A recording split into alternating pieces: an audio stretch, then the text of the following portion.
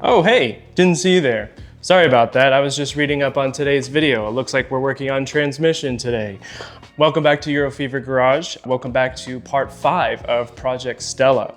In today's episode, we're gonna be working on the transmission and some accompanying parts like the transmission fluid cooler as well as the thermostat. As you can see in this big box of parts behind me, there's a lot to be done. I've already even have the car up because I was working on it this morning. So with that, let's get under the car and work on this transmission.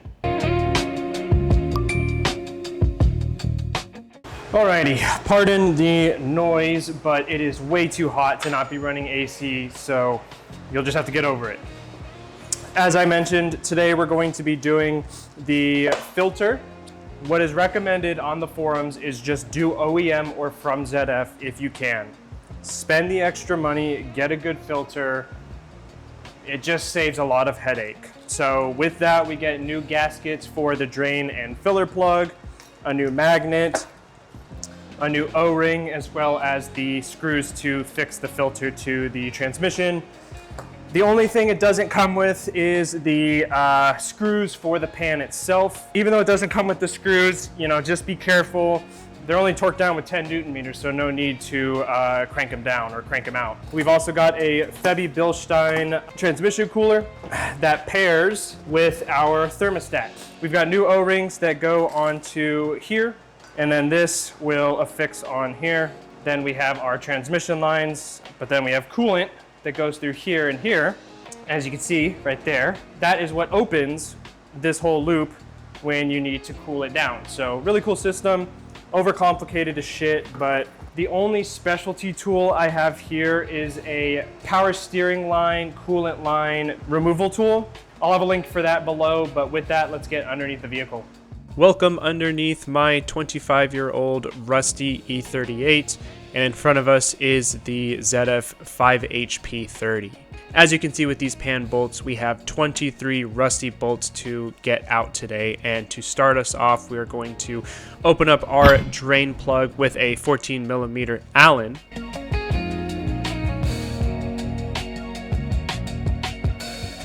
From this point, we have 23 T30 bolts to zip out and lower this pan.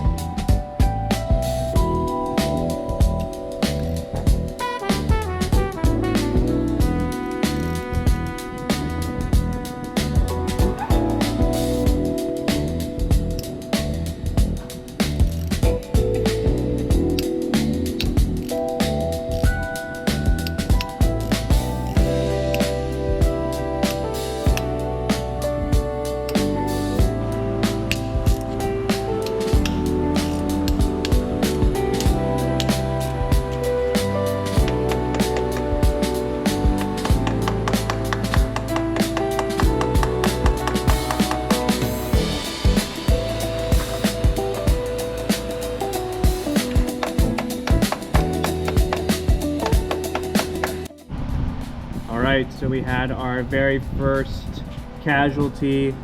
We had a broken rusty Torx bolt. Stripping and trying to extract it just didn't work.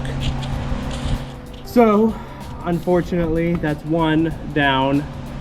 I've broken the Torx on most of them except for these front ones. So I knew this one was going to be a problem, but I knew I was going to be replacing some of these bolts, or the likelihood that I was going to be replacing some of these bolts was very high. Just a quick intermission as I'm just trying to break the torque on all these bolts. So unfortunately, first casualty.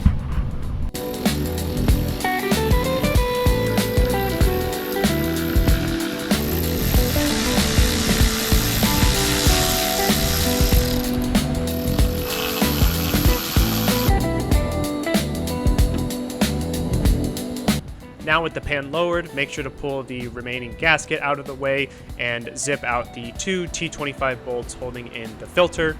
Make sure you get the O-ring on the neck out, otherwise you're going to have to use a pick tool to pull it out later on.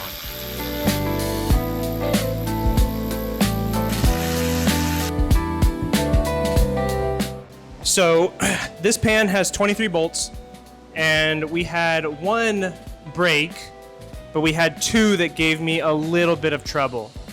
And as you can see, they are much, much rustier than the rest. You know, I had one come out that I was like, is this the same pan? You know, something like this, surprisingly clean. I did buy some replacements that are hex head rather than Torx head, and they're zinc plated. So before we touch the pan at all, we need to extract the last bit of this bolt that's still stuck in there. Not gonna say anything because I don't want to jinx myself, but let's get back under the car. We will clean out the threads and get out that last stud. I wish I had a 4-post, that's what I need.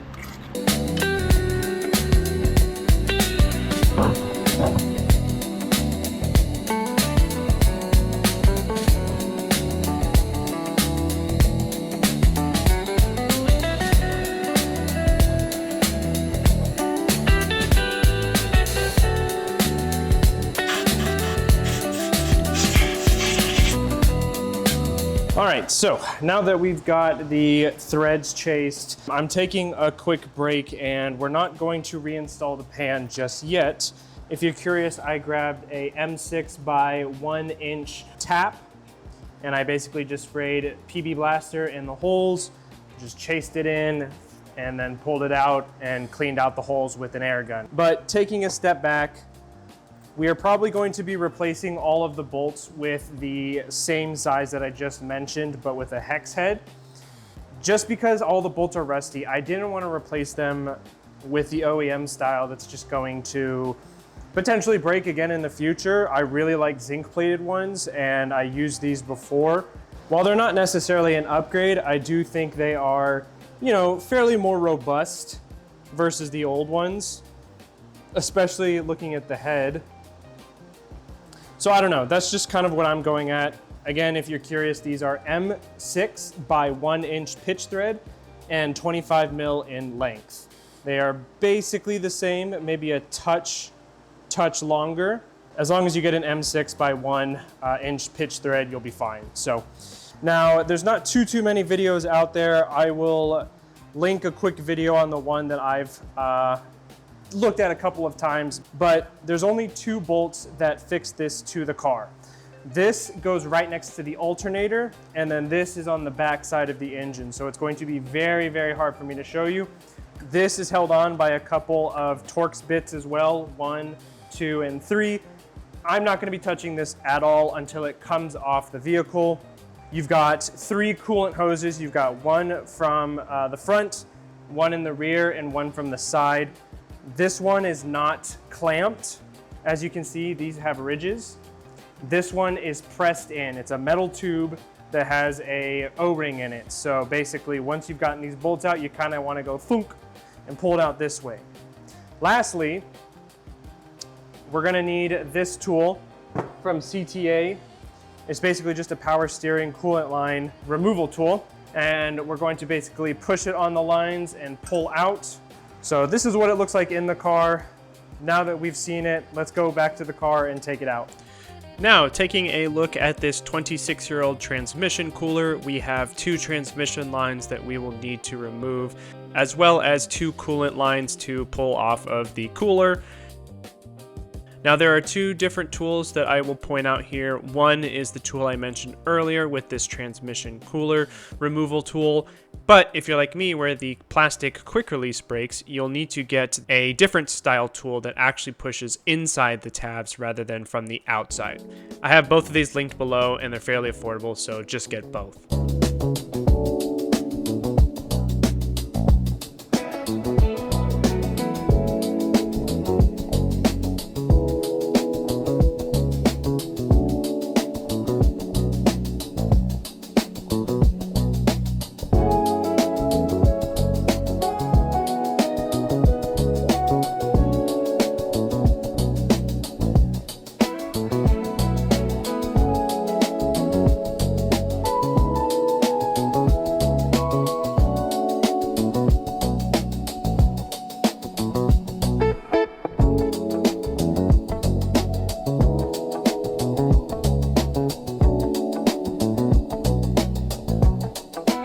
After you've disconnected the transmission lines, you have two 13mm bolts that hold the cooler to the alternator. There is a bolt that holds the bracket to the alternator.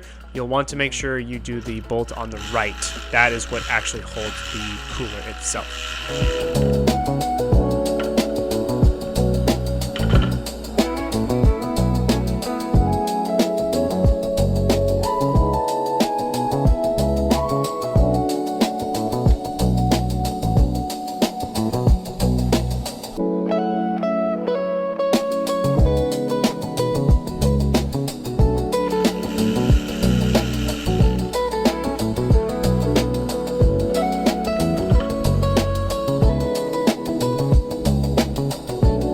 Once those bolts are removed, grab a couple clamps to tighten down on the coolant lines so a little bit less comes out.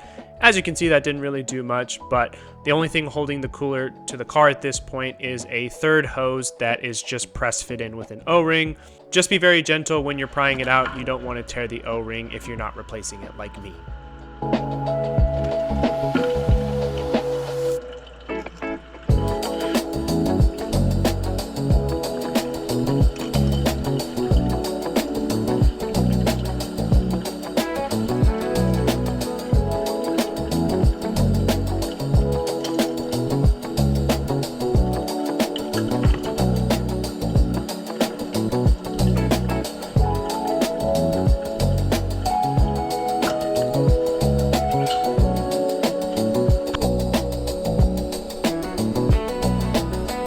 I guess it's a good thing I wanted to do a coolant flush, because getting flooded by 4 gallons of coolant was not on my bingo card today.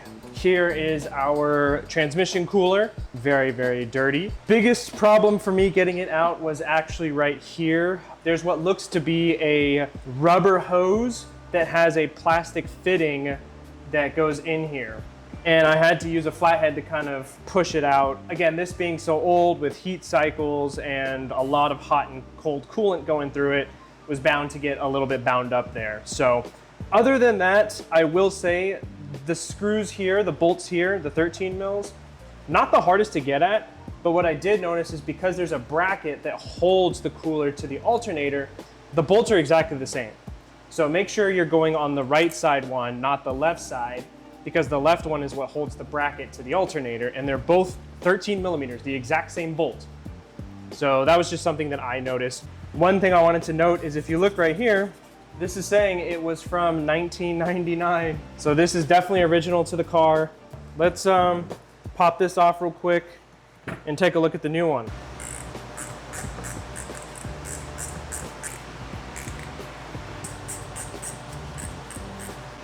I'm gonna guess that it's gonna require a little bit of force here. I don't need to be careful with this one just because we're completely replacing it. I just wanna look inside the cooling element to see how it looks. So it's really only plumbed up by those 2 O-rings. So for reference, let's take a quick look on the inside of our new one. There you go, pretty clean in there. Taking a look at our old one. This is actually not too bad. A little bit of gumming up in this first one. Again, really hard to see, but trust me there. Let's take a look at the thermostat though. I'm curious here. I do see a little bit of some sediment or just general gunk in here, which is probably just from coolant, old coolant. Decent shape enough, just super, super dirty, and obviously needing to be done. So now let's grab our new parts. 2 new O-rings, like so. We're just gonna push it down with even pressure, like that. Screws going back in. And they just have to be snug. No torque specs here. Now that this is put together, let's get it back in the car. Installing the transmission cooler is quite simple. The biggest challenge you'll face is that third hose that connects to the thermostat, like I mentioned. As long as you go in straight and push in firmly, you'll kind of feel a pretty satisfying click. If you're worried about any leaks, just pour some coolant down your expansion tank, and if you see any leaks, you'll just need to reposition. Reconnecting the coolant lines and the transmission lines, double check all the fittings and clamps, and you're good to go.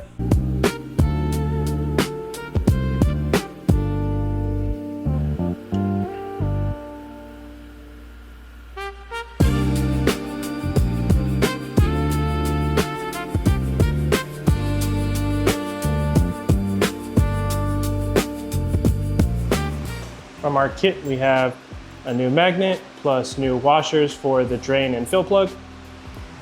So we're gonna take off the old magnet, drain plug, new one there. So in order to get the drain plug out, we're going to clean this up real quick and then pull this out.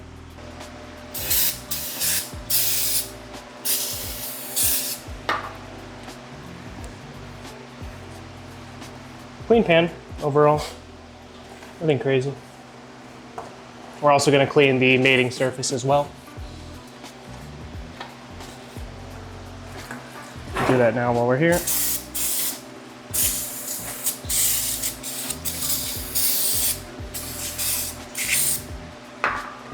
Alrighty, let's grab some Scotch-Brite.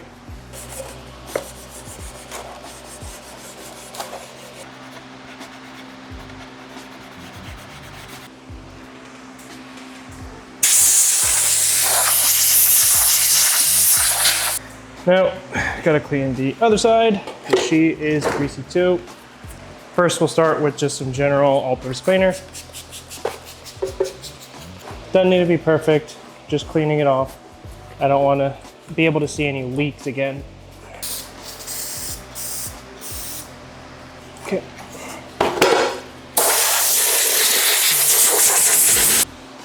All right, now the fill plug, I've already broken the torque. So now we just unscrew it.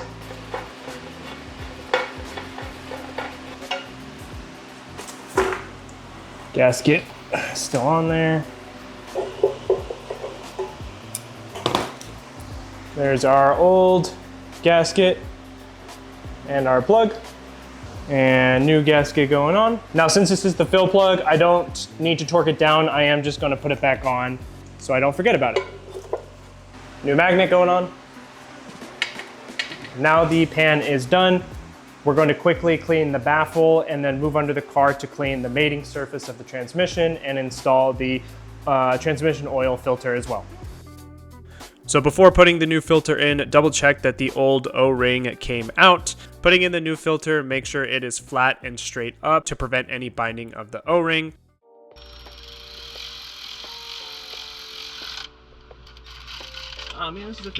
Then you can put your pan on with your new gasket, and in my case, the new bolts.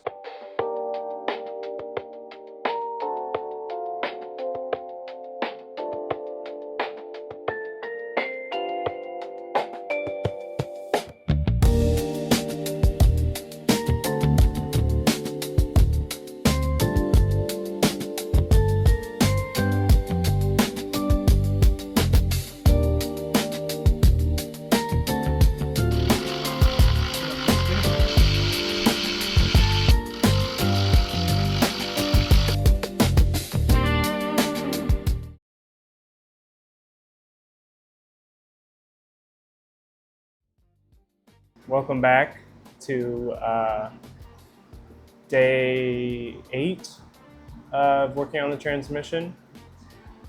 And yeah, it's not been a great week. If you don't recognize what this piece is, this is basically a piece of the transmission. At the end of last week, when I stopped recording, I essentially snapped a bolt that kind of was expected. I was expecting to snap at least one or two maybe that had rusted. By where the exhaust hangs onto the transmission, there's like an exhaust hanger clamp, and there's a bushing on it, but it holds onto the exhaust, and then that exhaust hangs onto a bracket onto the side of the transmission. So on the top of the bolt holes, you know, when you screw the bolt upwards, there's these kind of blindside holes. And above that is this bracket that kind of comes from the transmission. Now, I got all 22 bolts out except for this one fairly smoothly. And what ended up happening after I snapped the bolt is, you know, there was a little bit left from the bolt. Same situation that happened on the ignition servicing when working on the distributor housing.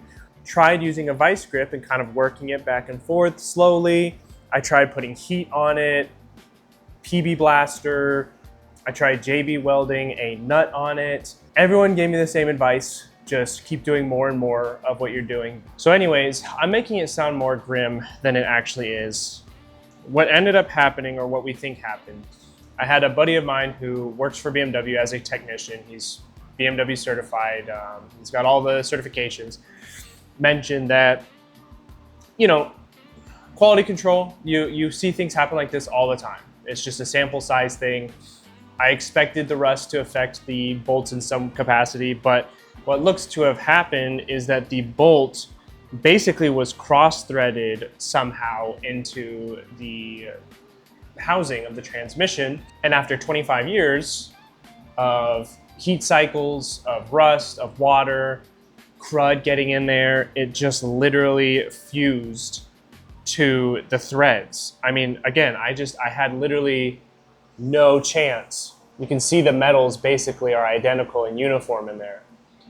It took me about a week going through low quality and high quality extractor bits. Again, heat, shock, penetrance. I mean, I thought I was losing my mind. Long story short, we get the bolt out and crack the casing of that hole in particular.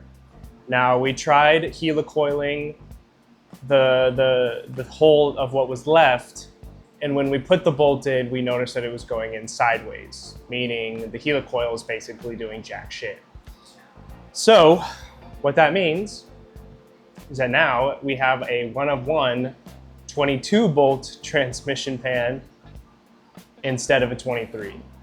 This was a long-winded way of saying you never know what's going to happen until you're thrown into the crucible of fire, or in my case, rust. So fortunately, I got some new bolts anyways. I mentioned them earlier. I ended up getting some additional ones that were shorter length because they didn't feel like they wanted to go in. So if you decide to do this in the future and you want to replace the bolts, you'll want to get M6 by 1-inch thread by 20 millimeter. I went with 25 originally, but for about 5 bolts, 20 millimeters is the limit. So ideally, you'll want to have all 22 or 23 of your bolts to be 20 millimeters, not 25 millimeters in length. With that, we've RTV'd the hole around it, as well as the rest of the transmission pan. We want to make sure that there's no leaks. So at this point, we're going to replace the bolts that I put in just to hold the transmission with the 20 mils that I mentioned. Fill it up with fluid, fill up the cooling system with coolant. I got some new coolant because that was on the plan anyways. And get the car started. So what started as a 1 to 2 day job has become a little over a week. I'm a little discouraged, but everything has gone smoothly so far. Unfortunately, a byproduct of what happened as well, as I was coming back to my table to grab some tools, the side of my pant leg caught the corner of the passenger side rear bumper.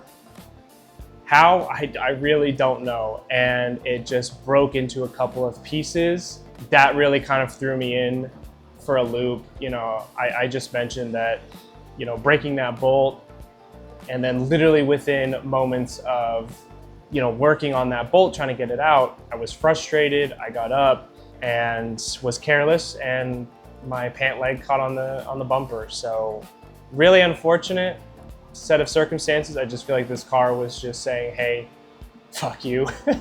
We knew that cars were pain going into this. Yes, it was frustrating, but at the end of the day, this is a 25-year-old car. I don't expect perfection. Other than that, let's move over to the front, fill it up with some fluids, and finish up this job.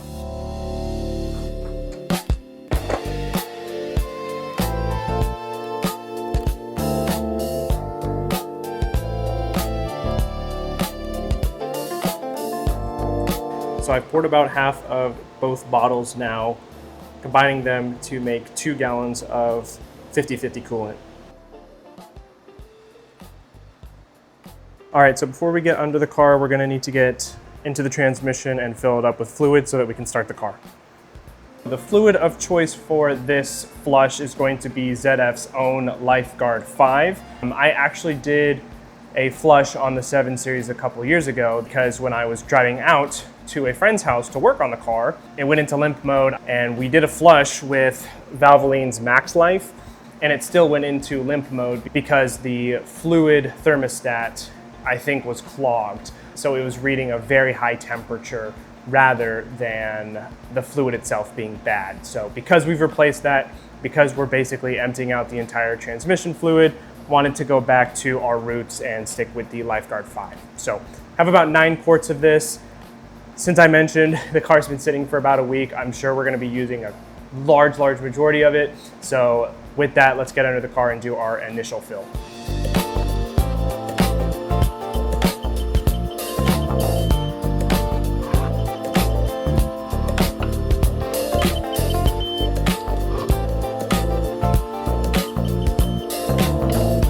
So after torquing the bolts in a alternating pattern, you'll want to do what's called a cold fill. It took about 4.5 to 5 quarts for the initial fill. At the point that the transmission fluid comes out in a small stream, we're going to start the car and go through the gears.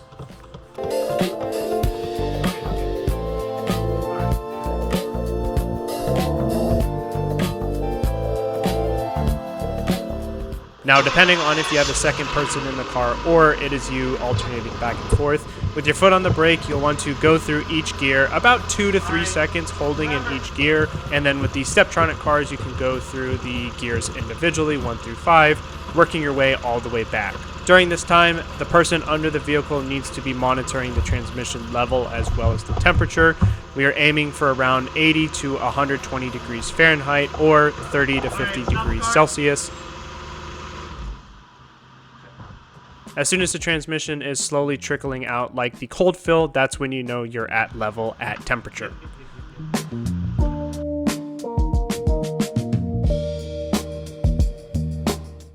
Reinstall the fill plug and torque down to 100 Newton meters. All right, welcome back to whatever day it is for you. It's day 3. I've lost count at this point. But yesterday we finished filling up the transmission. Coolant is topped up. Now that it has cooled down, I've added just a touch more. It is on a ramp, so I want to make sure everything's even, but no leaks seem to be underneath the car. We'll take it for a drive, so I will catch you guys back in the car. All right, first shakedown on Stella. So far, so good. Shifts feel good. Again, not doing anything crazy. Coolant looks to be doing good as well. We're smack dab in the middle. I didn't see any bubbles, but you just never know. Yeah, super smooth shifting. I didn't even notice that. Now, this road doesn't really let me get above 50, 60 miles an hour, so I don't expect much in terms of harsh shifting here. But when I do get it in sport mode, I'll do a highway drive as well to get it up to speed there, because I do need to get the temps up. All right, got the transmission in sport mode. And let's give it a little hard shakedown.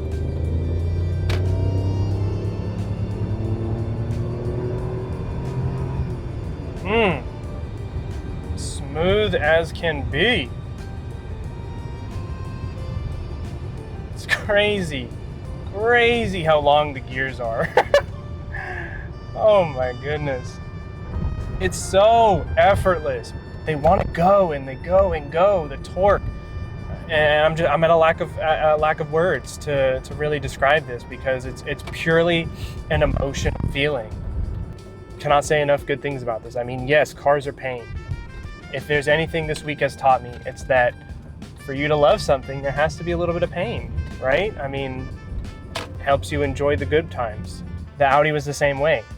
I had to do a lot of work to it, but when you drove it, it still made you feel something. I mean, it wasn't as visceral, it wasn't as raw of an emotion. It was a little bit more clinical because it was too calculated. It was a little too, it didn't want to give you the full 9 yards. It wanted to give you like 7.5. But she feels good. She feels good. Suspension feels good. We'll do one more pull. Get the transmission through the gears. There we go.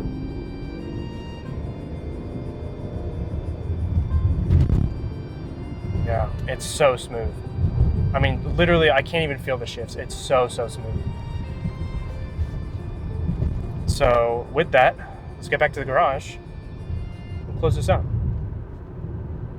All right, so there you have it. I did another quick drive, a little bit longer. I wanted to make sure that everything was fully up to temp, if not even a little high, to really kind of start to push that fluid to a little bit higher temperatures. I did notice a couple of slightly harsher shifts, and I only mean harsher in the sense of you could feel them. There was a couple of, I don't want to call them judders because that's, again, very extreme of an example, but I did notice a 3 to 4 shift that was a little bit harsh, as well as kind of a low speed shift as well. So I'm not going to chalk it up to anything just yet. I think, you know, at these higher mileages, there's a chance that it could literally just be that the old fluid had bonded material to the clutch packs, and now that we've cleared it with new fluid, it's no longer there, right? All that clutch pack material is gone, and then you're just gonna be slipping through the gears. So fortunately, no slipping. That's not the issue we have here. It's just a slightly harsher shift. Coolant temps were perfect, straight down the middle. Nothing crazy there. I'll check again once it cools down that everything's at the correct level. Excited to see you guys at TexFest if you're going out there. As always, I'm your host, Donovan. Thank you for watching Your Favorite Garage, and until next time, see you guys later. Bye.